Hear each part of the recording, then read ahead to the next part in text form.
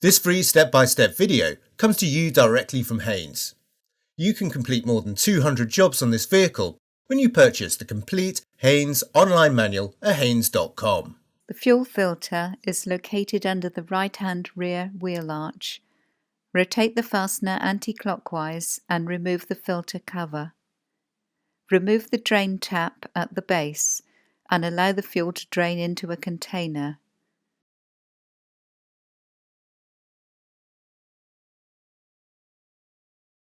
Using a filter removal tool where available, unscrew the filter from the filter head.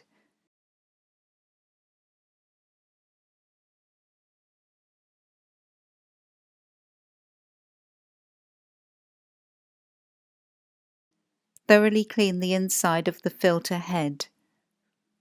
Smear a little clean engine oil on the rubber sealing rings on the top of the new filter, then screw it into position in the filter head.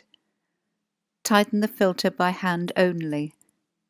Start the engine and check for leaks. There should be no need to prime or bleed the system after filter renewal.